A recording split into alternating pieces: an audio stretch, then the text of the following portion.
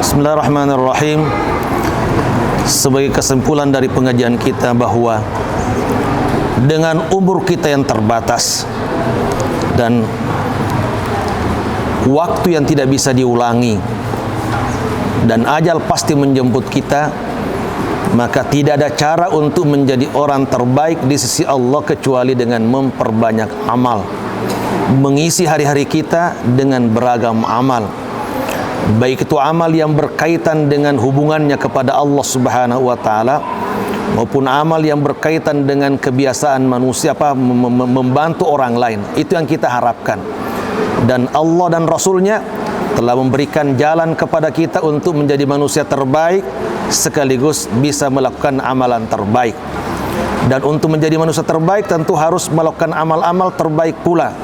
Dan untuk melakukan amal-amal terbaik tentu kita akan menjadi manusia terbaik di sisi Allah Subhanahu wa taala.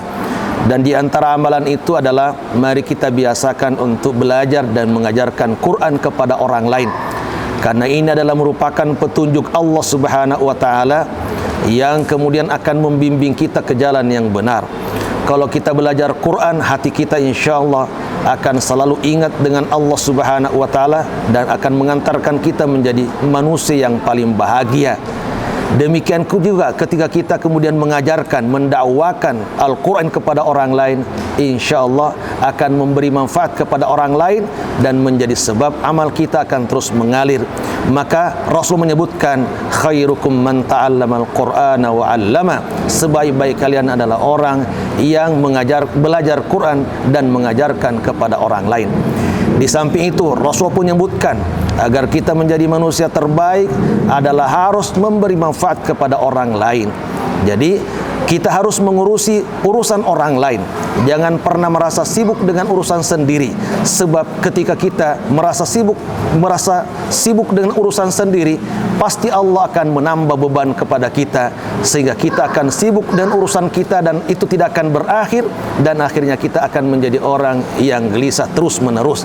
Tetapi sebaliknya ketika kita mengurusi urusan orang lain, insya Allah kita akan menjadi orang yang diurusi urusannya oleh Allah Subhanahu wa taala, sehingga akan menjadi ringan.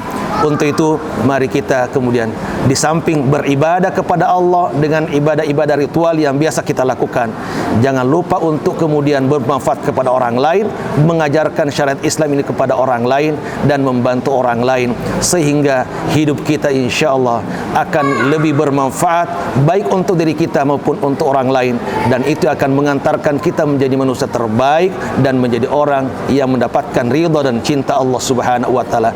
Di dunia kita bahagia, di akhirat kita akan menjadi orang yang dimasukkan ke dalam surganya. Mudah-mudahan manfaatnya. Wabillahi taufiq wal hidayah. Wassalamualaikum warahmatullahi wabarakatuh.